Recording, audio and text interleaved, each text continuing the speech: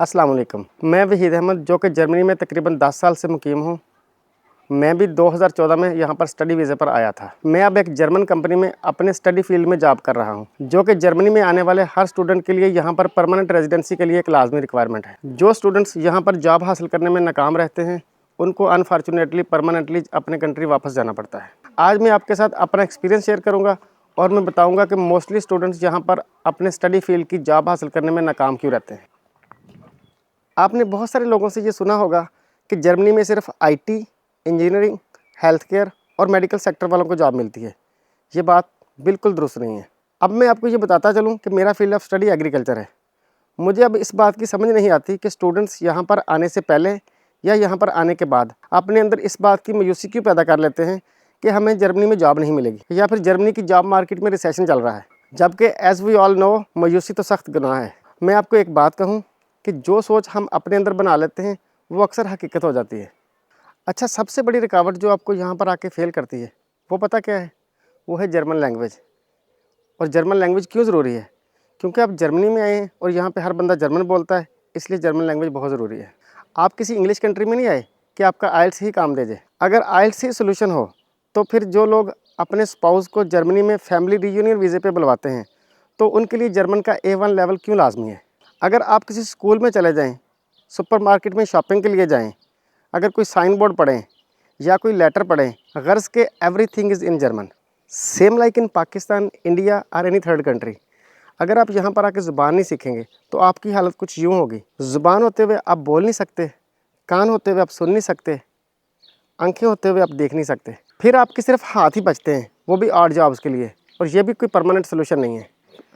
अच्छा, फिर हम एशियन रीजन से आए हुए लोगों का एक और भी मसला होता है कि हम बड़ी मुश्किलात के बाद जर्मनी जैसे ड्रीम कंट्री में एडमिशन लेते हैं मेरिट पर, और फिर यहाँ आने के बाद हमारा फोकस पढ़ाई पर होने के बजाय इधर उधर की ऑड जॉब्स पर ज़्यादा होता है कि काम मिल जाए कहीं से भी, हमने पिछलों को कमा के भेजना है, उनके ड्रीम्स पूरे करने हैं। इस तरह से जर्मन ज़ुबान तो बड़ी दूर की बात, आप अपनी स्टडी के दौरान अपनी स्टडी पर फोकस ना करने की वजह से अच्छे ग्रेड्स के साथ स्टडी कंप्लीट नहीं करते।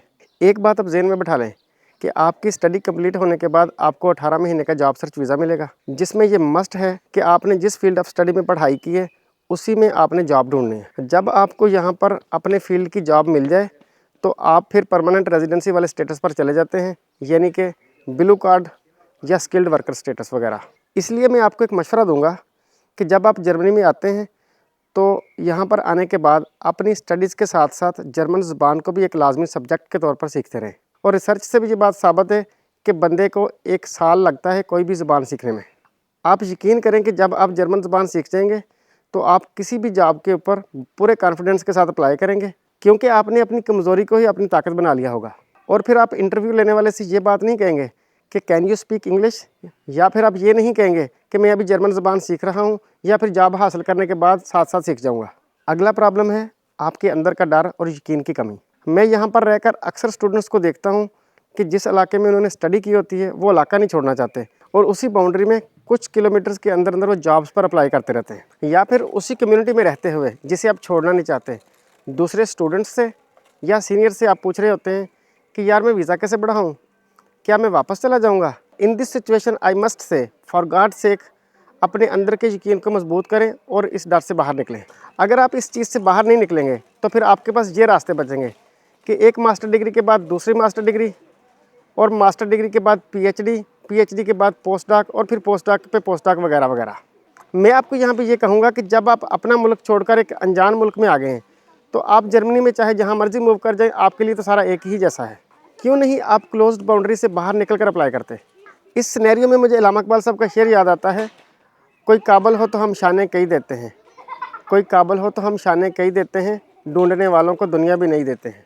मैं उम्मीद करता हूं जो बात मैं आपको कन्वे करना चाहता था वो आपको समझ आ ही चुकी होगी कि जर्मनी में जर्मन या किसी थर्ड कंट्री में उस मुल्क की ज़बान वहां पे सेटल होने के लिए क्यों और कितनी ज़रूरी है। अपना और अपने प्यारों का बहुत ख्याल रखिएगा। मिलते हैं बहुत जल्द एक नई मालूमाती या इंटरटेनिंग वीडियो के साथ। तब तक के लिए खुदा हाफिज़।